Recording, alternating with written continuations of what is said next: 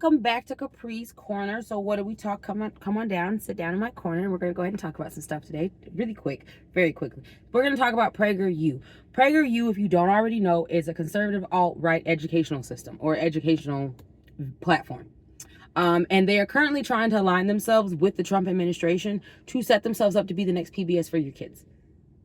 I'm not exaggerating when I say this. I'm also not exaggerating when I say that they are a right-wing platform, because that is literally what their job is and what they've admitted, according to Dennis Prager. He said that it's a conservative educational platform designed to indoctrinate children into right-wing ideology. I don't know about you, but I personally don't want a platform that is going to teach my children that slavery really wasn't that bad. I don't know about you. I don't know if I want a platform teaching my child that the way that we treated indigenous people of this land was somehow okay because both sides were acting crazy. I don't know.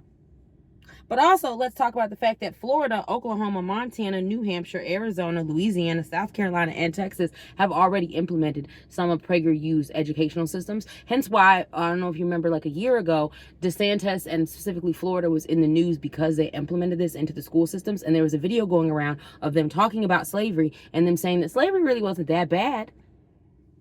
Really wasn't that bad if you think about it. They got to have food and housing. So bonuses. Is that what you want your children to be taught? Do you want, because this is, if you want to create little Nazis, this is how you create little Nazis. This is how they're starting to like fuck over your children in the long run by like getting rid of PBS Kids. It actually, you know, teaches about early child development and like things that kids should learn about, like how to share, how to be nice, how to be a good person, stuff like that. And teaching your kids that, oh, actually everything that's happened in history was the oppressed's fault and not the people who were doing the oppressing. And maybe if you pull yourself up by your bootstraps, you wouldn't be suffering the way that you're suffering. Is that what you want for your kids? Because as I said, according to PraugerU, they're competing with Disney. Who they see as competition is Disney and PBS. They, instead of your kids being on YouTube, they want them to be on PraugerU, so then they can indoctrinate them into being little Nazis. There's no ifs, ands, or buts around this. On top of the fact, let's talk about Oklahoma for a second. And this should shock no one, but I don't know if anyone's aware of this.